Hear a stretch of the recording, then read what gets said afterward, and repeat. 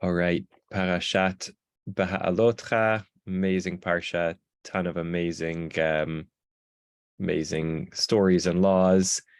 It was hard to choose one of Nechama's essays, but I think we got a great one here, and I'm going to open it up in a moment.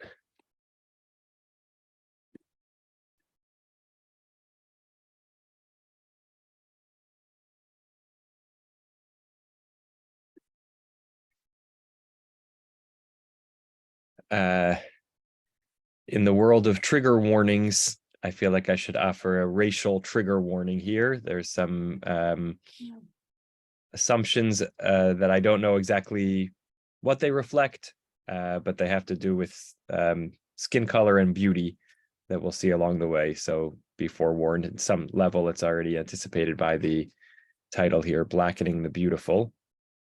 And what really struck me in particular about this Nechama was the way in which she started really on the page and then shifted to a broader perspective, which is something that I think the analysis that I sent around before Shavuot definitely points out as not uncommon for her way of approaching things, trying to extract a moral lesson and even append sources to that, even if it moves us a little further afield from the commentaries analysis of the text itself.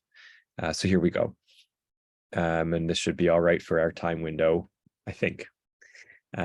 So chapter 12, towards the latter part of the parasha, ותדבר מרים ואהרון במשה על אודות האישה הכושית אשר לקח, כי אישה כושית לקח. Miriam and Aaron spoke against Moses because of the Ethiopian, that's the translation here of Kushit, the Ethiopian woman whom he had married, for he had married an Ethiopian woman. A very puzzling situation is described in our Sedra. Miriam the prophetess committed a sin and was severely punished for it. Okay, we haven't seen that section here, but if you know the story, they have this further critique about Moshe, which we're going to see referenced in verse 2. We're told by the narrator that Moshe was exceedingly humble. God suddenly summons Moshe, Aaron, and Miriam to the Ohel Moed, descends in a cloud, and kind of clarifies God's different treatment of Moshe in terms of prophets. The typical prophet is understands God through a dream, but Moshe is mouth to mouth in plain sight. And so how could you speak against Moshe? God's anger flares up, and behold, Miriam had sara'at like snow, and Aharon intervenes with Moshe.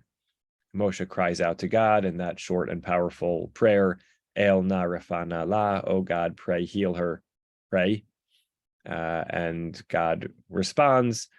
Miriam is, as is the typical case with Tzara'at, sequestered outside the camp for 7 days, and then she's gathered back and the people march on. And that's this chapter-long story. All of that was to give us the context for severely punished for it. But her offense is not explicitly stated. What was her sin? Commentators differ regarding the exact content of Miriam's offensive utterance, which is not recorded for us in the Torah. The only thing which is quite clear to all of them was that her utterance was an offensive one. This is evident, and I think this is important, Nechama drilling down for us, what's the basis for the commentary's analysis. So here she's going to just point out to us there's something, a specific preposition in the text that is the starting point, not just obviously God's response, which shows she did something wrong, but that the act was a speech act, is evident from the wording of the Torah, where the phrase speak against or disrespectfully of Moshe is used. This is implied in the Hebrew, daber be. We're going to take a close look at this, right? V'tadaber Miriam ve'Aaron. Aaron's role is really not addressed very much here, but Miriam and Aaron spoke be Moshe, translated here as against Moshe. A distinction must be made, however, and this I feel like is the invitation for a sermon. A distinction must be made, however, as the translators do, between the use of bi in the first verse, bi Moshe, and Miriam spoke against, and in the second verse, where it is rendered by hath the Lord indeed only spoken by Moses. There, be is an adverb expressing agency, by means of, as the construction of the sentence indicates, right? So she's noting here, after having said that the basis for the commentaries understanding that the speech act is the problem coming from Miriam and Aaron spoke be Moshe, translated as against Moshe, right? Then they go on to say, is it only be Moshe that God speaks? Doesn't God also speak banu? And God heard, right? So clearly here the be is a speaking to and engaging with. So I think it's striking to see then that literary sort of juxtaposition. Maybe it's highlighting the wrongdoing, right? The right way to speak is a speaking be, which is relational, but this speaking be, which is against, sort of highlights the problem, because there's even the very same word is used for the right way to speak, but here it's for the wrong way to speak.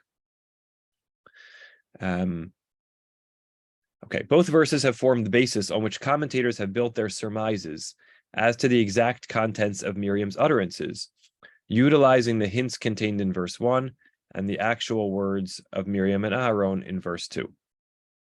Here are the views of some of our commentators. First, Rashi. And Miriam and Aaron spoke against Moses. She started the conversation, right? I think on this account, the text mentions her first, right? This is, I think, just a response to the fact that it says, Vatidaber Miriam ve'Aharon. This is difficult grammatically. Vatidaber is third person feminine singular, and she. So it really, we rendered, and Miriam, she spoke, and Aharon against Moshe. That's sort of they get at this with this translation. Now Miriam spoke and Aharon, right? Not the classic and Miriam and Aharon spoke. That would be something like Vayedabru Miriam ve'Aharon b'Moshe. So clear the verb here is about Miriam speaking, and then Aharon is added on. And so that's what Rashi's pointing out. She started the conversation on this account. The text mentions her first, doesn't just mention her first, but conjugates the verb of speaking as about her only. How did Miriam know that Moses had separated himself from his wife? Where did that come from? Rabbi Natan answered, Miriam was with Tzipporah when it was told to Moshe, Eldad and Medad are prophesying in the camp. When Tzipporah heard this, she exclaimed, woe to the wives of these, if they have anything to do with prophecy, for they will separate from their wives, just as my husband has separated from me. It was from this that Miriam learnt about it, and she told it to Aharon. Now, if Miriam, who had no intention of disparaging him, was punished thus severely, all the more so he who deliberately speaks disparagingly of his fellow. Okay, so here we have to move up just a little bit to see that towards the end of chapter 11 is this whole story of Moshe gathering 70 men to have kind of additional prophets, and God extending God's spirit upon them, and two of them continue prophesying in the camp, or here, this is Everett Fox's translation, ranted like prophets in the camp. Someone went and told Moshe, and Yeshua's response was, you got to contain them. And Moshe says, no, this is great. If only more people had the divine spirit. So I think, notwithstanding the fact that the story of the quail intervenes between them, Rashi is doing an almost juxtaposition of passages to say, well, what's the background to the story? So let's look back just a little bit and see that just a bit before this was the story in which we're told about these two characters, Eldad and Medad, prophesying in the camp, and adds this midrashic imagination that that Tzipporah heard about this and had this response, oh, it's terrible to be a prophet because that means you separate from your wife, as Moshe did to me. Miriam happened to be nearby. I think that in of itself is kind of an interesting midrashic imagination. Did Miriam and Tzipporah spend time together? It also gives that sort of sense, the continuation of Miriam, character from her very early days when she kind of hung back nearby watching what would happen with Moshe. So is she doing that for Tzipporah? Is this her way of keeping an eye on Moshe by being near Tzipporah? I mean, we could spend the whole time on this Rashi. And then, of course, Rashi goes on, as one further step to moralize and extrapolate from this to a lesson for all of us, that Miriam, who was really trying to speak constructively, She had heard that Moshe separated himself from his wife, and she was telling Aaron about it to try to do something about it. Or maybe we even see the kind of gender relationship here. Miriam's not going to talk to Moshe about that kind of thing, but she can tell Aaron, and Aaron can talk to Moshe about that kind of thing. So she's telling Aaron for constructive purposes. But how much the more so if she got leprosy for that, how much the more so for someone who intentionally speaks ill of a fellow. Okay, so this account, she's going to now offer a midrashic, similar text and then summarize. This account is very similar to the words of Rabbi Shimon cited in Avot Rabbi Natan. Said Miriam, the divine word came to me, yet I separated not from my husband. Said Aaron, the divine word came to me, yet I separated not from my wife. Yea, the divine word came to our forefathers, yet they separated not from their wives. But since he is so overweening, prides himself on the prophetic heights he has attained and withdraws from society, he separated himself from his wife. So here, I don't know if it's so similar. It sounds more critical a little bit than Rashi's version. But either way, the implication is that there's a concern about Moshe separating himself from Tzipora. That's the backstory about which we have really no hint in the text other than it's about his wife. But these two texts, Rashi's and this Midrash, give us a sense that it's about the fact that he separated from his wife. In other words, the target of Miriam and Aaron's criticism of Moshe was his excessive seclusion, self-purification, and withdrawal from domestic life. Yosef Kaspi, or often called Yosef ibn Kaspi, a medieval Jewish commentator, sharply criticizes this explanation. And this passage from Ibn Kaspi, I've not learned a lot of Ibn Kaspi, but you can see, on the Hebrew version, you'll see it on the English also. It's a very, very long comment. I don't know if it's characteristic for him to write so much at length. I'm curious to read more of his comments, especially after this one. So here's what he has to say. I am surprised at the ancients, who are so much more perfect than me, to the soles of whose feet I do not reach. How it ever occurred to them to explain a text in the Torah the very reverse of its written meaning by substituting a word or adding phrases opposite in meaning. Thus we are all familiar with Onkelos' translation, and Maimonides has asserted that Onkelos the proselyte was a great sage. What was Onkelos' warrant? He's going to challenge two pieces of Onkelos' translation to this verse. What was Onkelos' warrant for rendering the Hebrew adjective kushit, black or Ethiopian, beautiful? The very opposite. Here's the skin color and societal assessment discomforting text. What was Onkelos' warrant for rendering the Hebrew adjective kushit, black or Ethiopian, beautiful? The very opposite of what was stated, black being opposite to white. And I guess this is a cultural environment in which white was seen as beautiful and black the opposite. Furthermore, what warrant had he for adding that he had deserted or separated himself from the beautiful woman that he had taken? That had been the intention of the text.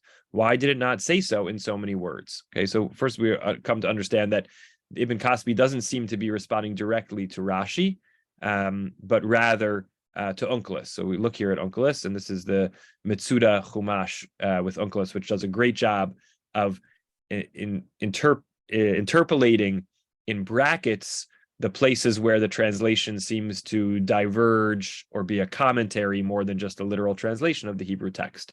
So here you have the Aramaic of Onkelos' translation and then an English translation of the Aramaic. So Miriam and Aaron spoke about Moshe concerning the Kushit. Here, the Aramaic is Shapirta, fair or beautiful woman that he married, because he married a Cushite woman.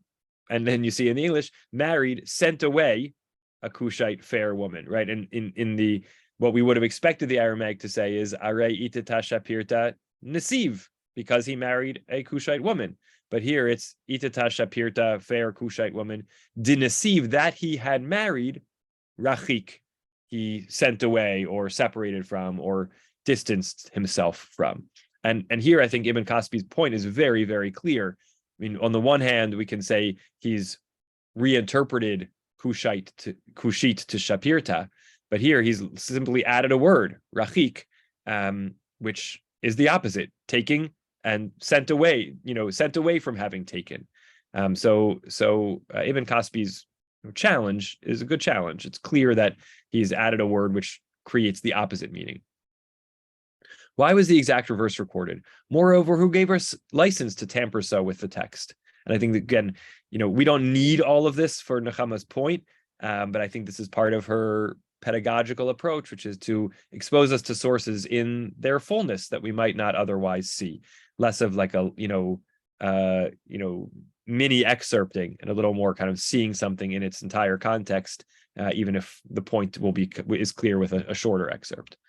Where was Onkelos' authority to do such a thing, or the sages of the Talmud, or Ibn Ezra, all of whom agreed to this explanation, right? So he pulls no punches, going all the way back to Chazal, who make similar comments. Why shouldn't we do the same thing, each one doing what is right in his own eyes, till we amend the text, thou shalt love the Lord thy God, by interpreting it to mean, heaven forbid, thou shalt hate the Lord, or thou shalt hate him whom the Lord loves? Should you argue that Moses received instruction from Sinai and handed it down to Joshua, explaining our text in this matter? Our original objection is sustained. I mean, let's say it's a Mesorah all the way from Mount Sinai. Why was not this explanation plainly indicated in the wording, instead of employing terms meaning the exact reverse? Meaning then it's sort of a critique almost at the Torah. Well, why would, if the interpretation was meant to be the opposite, why would the Torah state the opposite? Can the substitution of words meaning the exact reverse Can the substitution of words meaning the exact reverse be said to constitute an explanation? How can you explain something by saying it's the opposite of the thing? An explanation is legitimate which elaborates on the plain meaning of a text, amplifying it, revealing its profundities within the limits imposed by the wording, particularly when no contradiction of the obvious implication is involved. Examples of this are the rabbinic explanation of the text, you shall not kindle fire in all your habitations, you shall not eat upon the blood, psukim which are interpreted with many different halachic ramifications, which are expansions of the plain sense of the meaning, but fit within the framework of the text itself, even if broadly or widely or expansively interpreted. Anything else must be considered deviation, erasure, and unjustified tampering with the text. We would now call this in modern parlance doing violence to the text. Why should we not say that the text, and you the Lord has taken, means forsaken? Or, if the household will be too small for partaking of a whole lamb, this is what we discussed in the Shabbat HaGadol drasha, then he and his neighbor shall take, means his neighbor shall leave. Why is this explanation inferior to the one in our text? And I wonder if these particular examples are chosen because of the language of lakach in particular, right? The taken is the word, which is, he's saying, if take can mean sent away, then why don't we say that God took you means God forsook you, or you and your neighbor shall take means your neighbor shall be sent away, right? So he's going straight to the point of, we would never countenance an interpretation like that in these settings, so why would we accept it here? As the Lord liveth, this mode of interpretation agreed upon by all our ancient authorities in religion and faith is beyond me, and I cannot accept it. I therefore maintain that the text bears no other interpretation but that Moshe took a Cushite or Ethiopian woman. What happened was as follows. After Moshe married Tzipporah, he took another wife, an Ethiopian woman, for reasons best known to himself, and it is not our business to pry into his motives. He must certainly have known what he was about. We are not told when this event happened, whether at the moment of its mention during their journey in the wilderness or before. Right? We're not informed when it happened. Did it happen? Are we seeing it in real time, or did it happen in some previous time? And now, Miriam and then Aharon are speaking about it. Other events too are not recorded in the Torah, since the matter had not been mentioned hitherto, and we should not be surprised at the statement because of the Ethiopian woman he had married. The text adds the words, for he had taken or married an Ethiopian woman, as if to say, know that it is true that he had married an Ethiopian woman, notwithstanding it had not hitherto been recorded in the Torah, and it was regarding her that they spoke. In other words, the point of the seeming repetition, Miriam and Aaron spoke against Moshe about the Cushite woman he took because he had taken a Cushite woman, which Rashi and the others were interpreting sort of the second one as because he had taken her, but now sent her away. He's just saying, Ibn Kasbi is saying, the text is just telling us, I never mentioned before that this happened, but it did happen. And now it's about this thing which had happened that Miriam and Aharon are speaking. Had Moses separated himself completely from woman, adopting a life of celibacy, as the ancients averred, Moshe would not have been the most perfect man that had ever walked the world. Our sages have stated that whoever is greater than his fellow, his impulses are greater than his. His natural vitality and activities had not become weakened at 80 and even 100.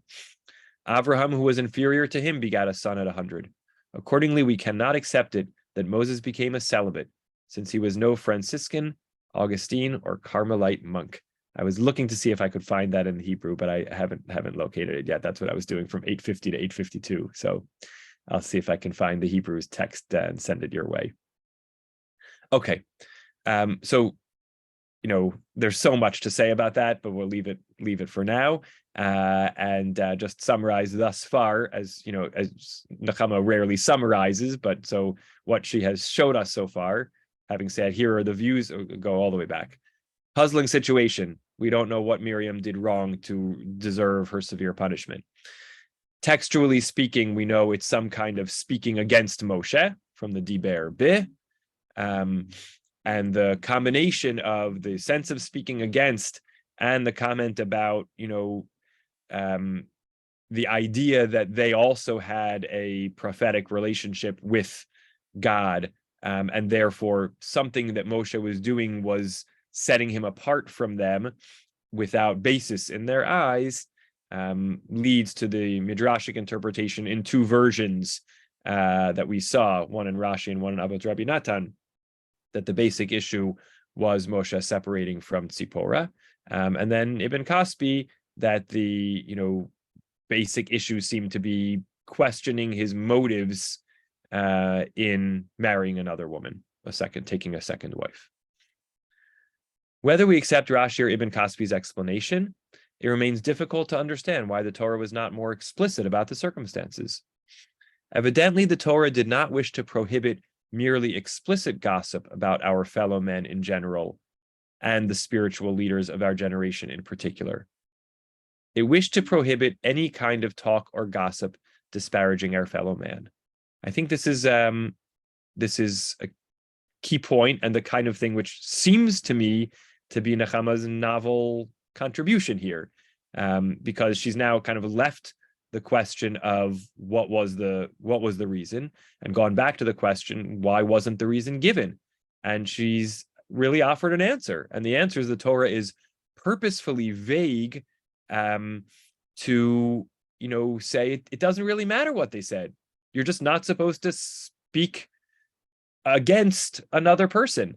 And had the Torah been specific, we might have then made excuses for ourselves and said, well, I didn't, if this is the paradigmatic story of Lashon Hara in the Torah, and some might argue that it is the midrashic comments in Parashiot Tazria and Mitzorah that the cause for tzarat is Lashon Hara primarily come from this story, in which we know that Miriam spoke ill and got Lashon Hara.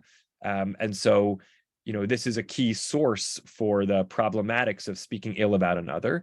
And so if the Torah got more granular about what she actually said, or they actually said, we might then say, well, I didn't say that kind of speech, so it wasn't Lashon Hara. So there's a purposeful ambiguity to teach us the lesson that any kind of talk or gossip that's disparaging is punished.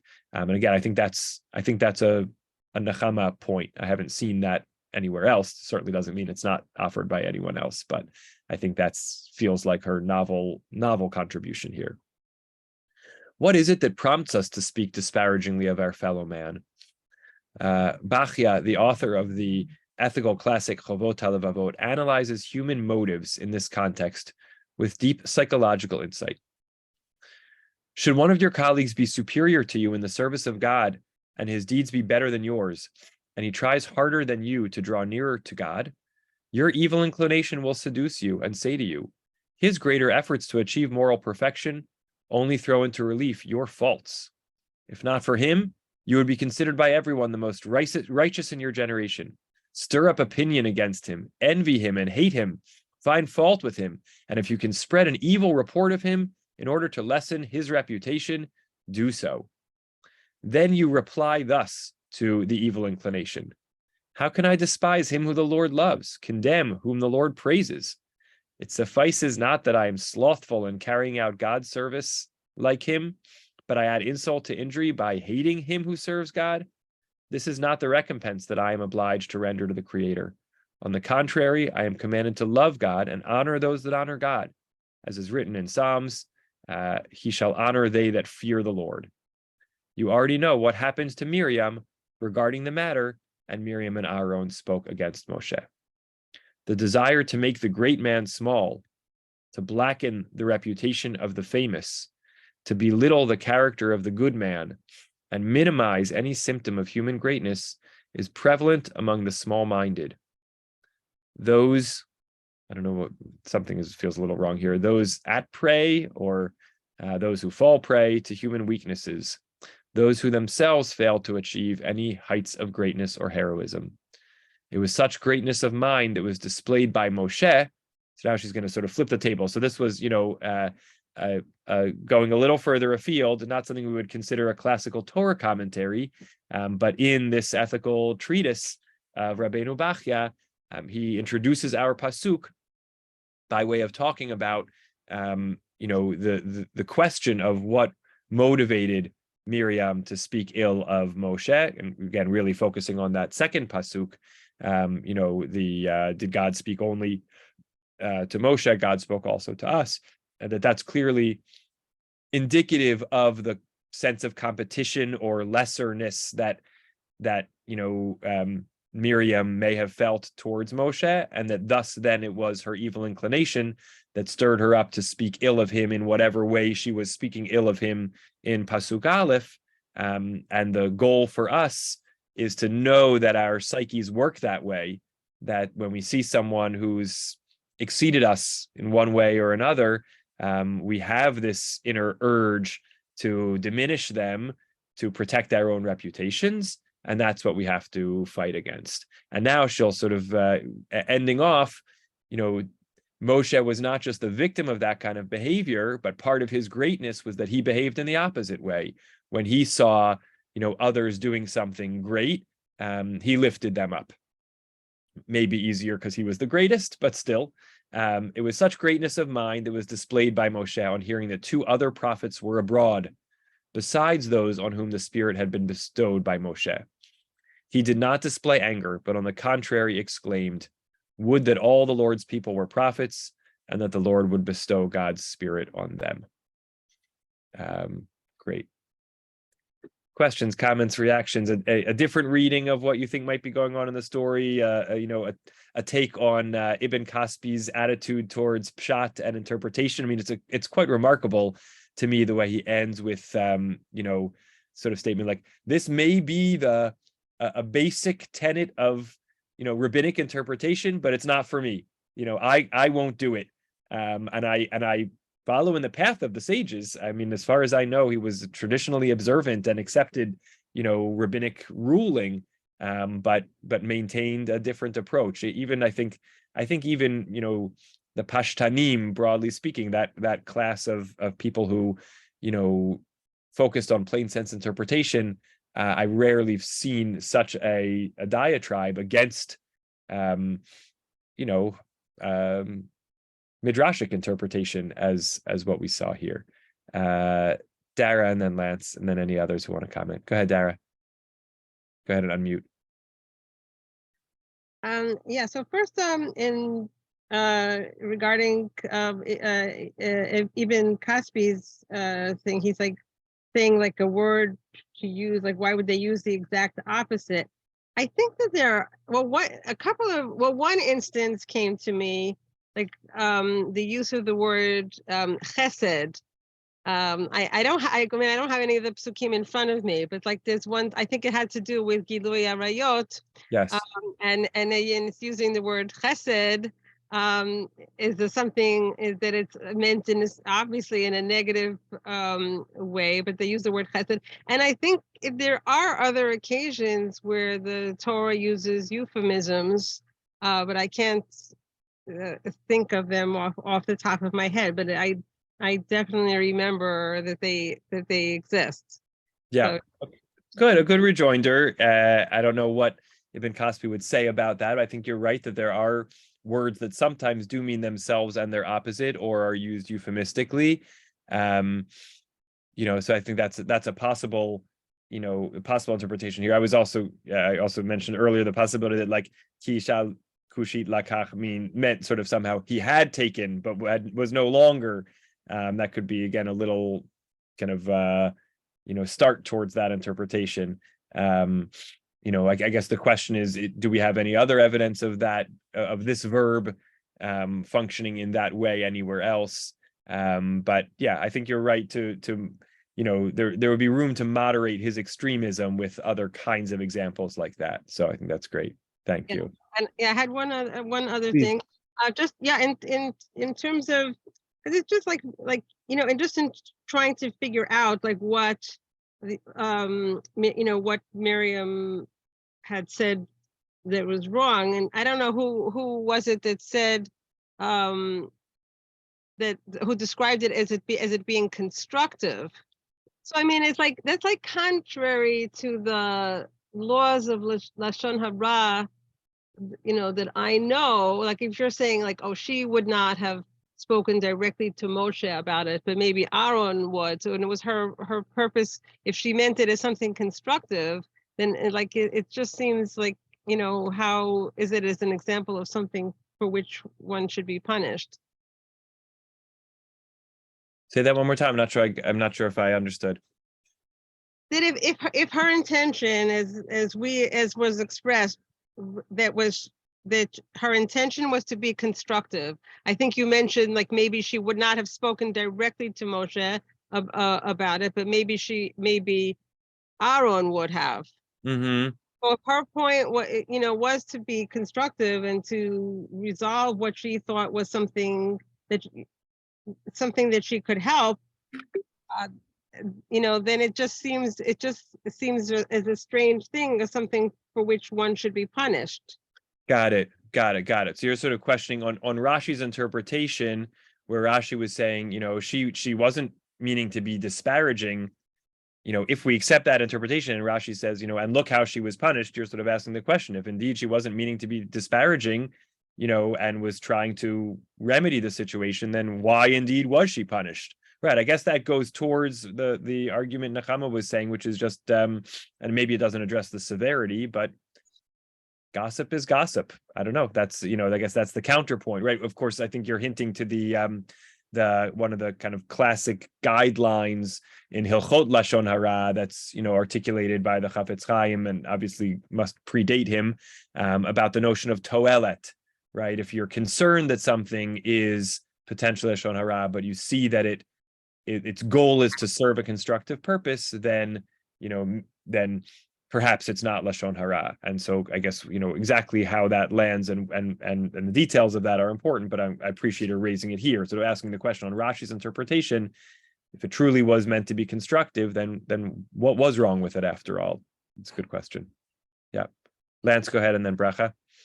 Okay, I have a quotation from Professor David M. Goldenberg, who was retired. He taught Bible and Judaic Studies at the University of Pennsylvania. Why do Miriam and Aaron criticize Moses for marrying a Cushite woman? The complaint against Moses by Miriam and Aaron is that the woman is not an Israelite. In having God punish Miriam for arguing against the marriage, Numbers 12 implicitly acknowledges the acceptability of intermarriage. Let's ask Joseph about intermarriage. Let's ask King David about about Ruth and that intermarriage. Okay, there's a great deal of hypocrisy in our religion, and I think this is one of them. You could argue, I'm not saying that anyone here is necessarily going to agree with me. I must say that my own parents were thrilled when I married somebody Jewish, and I can certainly understand both sides of the argument. But one of the problems here is the invention of a second wife. In other words, here's a question for you, Steve. How many husbands did Miriam have? I don't know. I think one. How many wives did Aaron have? I think one. Yep. So what evidence is there in their family that anyone is marrying more than one spouse? There's no evidence, right? But I'm not saying that it's not possible. I'm just saying that, it's easy to read into these things. And my personal opinion is, instead of thinking about these things, these stories, as somehow historical or imperative for us, we think about them as moral fables. And the story is meant to teach a lesson. And in this case, it's a lesson that I don't think too many Jews want to hear. Totally fascinating. I want to ask one clarifying question, Lance, which is, in your reading and the assumption that this is about an intermarriage and only one wife, are you understanding that the Isha Kushit is Tzipora? Mm-hmm. Yes. Yes. Okay. So I think to me, the only question about that is she's presumably a Midianite. So yeah, what's the right. basis for describing her as a Cushite? Exactly. And didn't God tell Moses to kill all the Midianites? Yes. I mean, my head is just, bending here. I mean, I Yes. just can't wrap my head around all these things. Yeah. But Yeah. all I'm trying to say is, this is a little story. It comes from nowhere. And suddenly we have Miriam besmirched. We have Aaron besmirched. And what's going on here? Moses is good. Aaron is bad. I just came across the most fascinating thesis on Judaism I've ever heard. And that is that Nadab and Abihu are saints. And I had that idea, like 6 months ago, and I thought I was nuts and I was the only person in the world with that. Suddenly I find that somebody agrees with me. All right, send it my way. We're going to go to Bracha, then Nathan, and then Isaac. Great audience participation here. Thank you. I always love the conversation. Go ahead, Bracha. Yeah, both Dara and Lance have very interesting points and questions raised. I guess where I'm seeing it is, I'm looking at the impact. I'm thinking about that famous story about where that has to do with a pillow that breaks open and how you can never catch all the feathers no matter how hard you try, as an image of what happens when Lashon Hara is said. So you can't control the impact, even with the best of intentions. So I'm seeing a bit of that here, because if Miriam was indeed trying to do something constructive and have a positive impact, the end result seems to be that it makes it rather than feeling a sense of it's promoting Tzipora, most people seem to get a sense that it's disparaging Tzipora. So it's having an opposite of the intended impact. So I think that's painting a very strong visual picture of the impact of Lashon Hara, even under the best of intentions. So that's a big teaching. Yes. And I'm also thinking about Moshe and type of person he was and the environment he grew up in. He had a lot of reasons to need to be a little separate from people. He started out life being hidden away. He had to escape Egypt and be on his own for a period of time. And those are like life consciousness building experiences. So, get us, and a lot of the time when you see his interactions, they seem to be more with God than with the people, even though he defends the people. He sees their right to existence, but it may be hard for him to have ongoing connections with people like he has with Hashem. So, I'm putting that into the picture as well. Great. Beautiful comments. Appreciate them both. Yep, I see you, David L. Going to come to you after Nathan and Isaac. Go ahead, Nathan. So I apologize if you discussed this at the beginning before I turned on. We're given two pieces of information here. One is that Moses is married to a Cushite woman. And the second is that somehow Aaron and Miriam say that they also speak to God, and they're not allowed to do whatever it is that Moses is doing. Or so we're trying to figure out what those two things are and how they relate to each other. So Lance said, okay, well, she's a Cushite woman. Well, who is she? Why don't we assume that she's Zipporah? And then you correctly said, well, if you assume that, you have to answer why all of a sudden Zipporah, who's Midianite, is called Cushite, right? And if you say she's not Zipporah, what's wrong with her? What is wrong about the fact that she's Cushite? So if you try to simply to do what Ibn Kaspi does, which is to try to leave the text at its Pashup shot, you're stuck with with something. You go down Lance's road where you say, well, maybe it's because Moses is deemed to have intermarried, and maybe that's what bothered them, or something. But of course, when Moses did marry a Midianite, the Torah wasn't given yet, so that we don't fault him for that. In fact, many of the forefathers married non-Jewish women, and we don't fault them for that. It's only after the Torah is given. So you look at this and you try to do the plain interpretation, and you can't get there, and that's why you're stuck doing what Rashi did, stuck doing what the other Midrashim do. And Kaspi is horrified because it's so against the plain meaning of the text. But I think if you just have the plain meaning of the text, you're stuck down this conundrum. You go down Lance's road, you go down another road, but you don't know where to go because you don't know what it is that is bothering Moses and Aaron, and why they think that they should be allowed to do the same thing, or that they're not being allowed to do the same thing. So and Rashi's answer, maybe it's not satisfying, but it does answer all the questions. Mm-hmm. Who is the Cushite woman, and why are Aaron and Miriam comparing that to themselves and saying, "Well, we don't do that. How come he does that?" And the answer is, because even though God speaks to us, we haven't separated ourselves from our wives and husbands. That's what they're trying to say. And then the answer is, well, guess what? The way that God speaks to you and the way God speaks to him are different, and that's why he's got a different standard for himself than you do. And so it solves everything. But again, Ibn Kaspi is right. It's not satisfying, but trying to do this the plain way doesn't work either. Right. I think that's a good response. I guess all I would say of how Nechama seemed to attempt to pull it together at some level was to say, and indeed potentially unsatisfactorily, that so what are we meant to understand from the absence of sufficient details if we read it in the Ibn Kaspi approach, which is that we still don't know what exactly this was about, but Moshe and Aaron still spoke ill in some way, and that's not the right thing to do.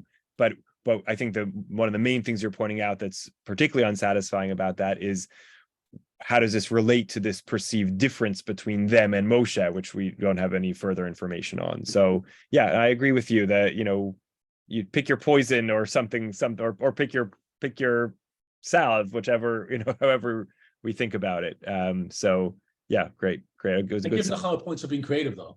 Yes. The absence of information, that in itself is information. Yes. Okay, Isaac, and then David L. Go ahead and unmute, Isaac. We don't hear you yet. Thank you. Thanks. So it was mentioned that Miriam may have had an altruistic motive in speaking about the Cushite woman, but I think the text itself would reject that, because it clearly says that they question what's so special about Moses. We too have a gift of prophecy. So I think we'd have to discount the notion that there wasn't something that was clearly gossip, and not good gossip, if there is such a thing. The other question I had is, what is it that Aaron totally, dodges the bullet in this case? I mean, even if it was Miriam that started to talk, it would seem that he pretty much engaged in it as well. And even if he had just listened, that would have been a problem too. So, just curious what if there was anything that we don't know about in terms of consequences. Great. Both great points. And yeah, I guess I could try to construct, it's not easy. I could try to construct a way to read verses 1 and 2, where they're, the questions are coming from loving curiosity. We see Moshe is doing something different, and yet, God speaks to us too, so it doesn't add up. It doesn't make sense. We want to make sure that everything is right, but I think you're right. It's a harder read. So the second question, in the back of my mind, yes, I feel there are midrashim I'm not remembering about how Aharon might also have been punished. I mean, we should note that the text is clear, and I'll just share my screen again for a moment, that Vayichar af Hashem bam vayelach, the anger of God flared up against them, and it seems like the text is thinking that Aharon stepped aside, although I assume this is God. I just don't know whether Everett Fox capitalizes the H for the pronoun for God. I'm not sure what's happening with this, but we're told that God got angry. I don't know what that means or how that manifests, but that was against both of them. But then indeed the next step seems to be against Miriam only. I'm sure there are midrashim that talk about what happened to Aaron, and we'll see what we can find. Thank you, both great points. David L. Not that there are any other Davids on right now, but thank you. So I don't have a great point of make issue with the Nechama here.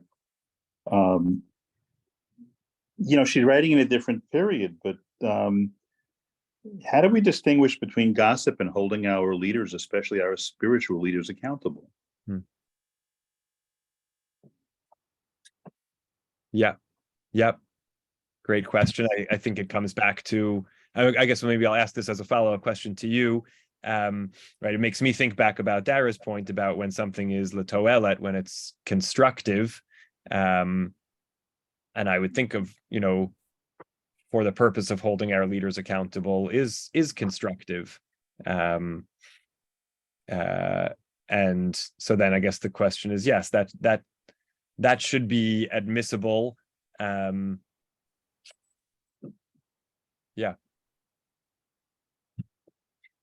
Are the private lives of public leaders subject to public scrutiny? Right. Good. Great expansion of the conversation to a contemporary time, to a timeless and contemporary and important question. So great. Did Miriam think he was doing something immoral? We don't know. We don't know. We know she spoke against him, but yeah, but I think that's part of the point. And I guess what Nechama wants us to think about it, to some degree, is this question. Yeah, what are the underlying motives of the different commentaries, and why do they take the approaches that they take? Okay, we're gonna do one last go round. Nathan, Bracha, and Lance. Just in response to, or furtherance, if you will, of what David just said. When you read the Nechama's, which I referred to before as being creative, that the Torah does not want to even give us a hint of what this gossip was, because they want to show you how important it is not to gossip about leaders. Now, what bothered me when I read that, maybe it bothered David also, is it's not like in other places in the Torah is afraid to say when someone does something wrong. So as creative as it might be, I don't think it's Torah wide. Mm-hmm. Right. Great. So I think David is correct. There are situations where, I'm not saying I'm entitled to it, but there are situations where the actions of even the great and mighty leaders can be subject to criticism. I don't think the response from this, what we learned today, should be that we can never criticize anybody.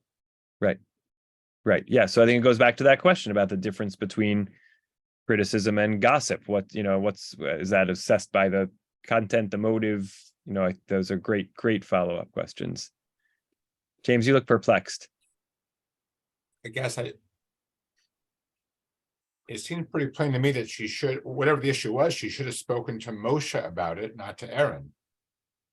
Mm-hmm. I mean, if it was a real question of morals or a critique about his leadership or his personal life, she should have spoken to God or Moshe. No, it didn't help to speak to Aaron. That's just gossip.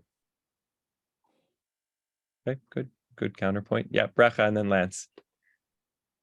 Yeah, both David and James are raising good points. I'm thinking that in terms of criticizing leadership and that being important in terms of there being role models for everyone else, maybe part of the problem is that they were so close to him that it's easy for them to be swept away by whatever feelings they had one way or the other, as opposed to if someone else had made the criticism. So that might also be a factor, I think. Nice point. It's not that leaders shouldn't be criticized, but that then there may be they may be subject to more questionable motives just because of their closeness to him. It relates a little bit to Rabbeinu Bachya that she quoted about, a perception of closeness and then a hyper focus on the differences or the slight betterness of a competitor and how that motivates seeking their faults. Again, in the end of the day, if someone is subject to critique, maybe especially a leader, even if the motivation is impure, if the critique needs to be aired, the critique should be aired. I can certainly think about instances where I questioned the motive of someone calling out a leader, but the content of the call out was appropriate. So great, Lance. Couple of things. Number one, judge not lest you be judged. Number two, the personal life, if I remember correctly, of King David and Samson pretty much colors their lives.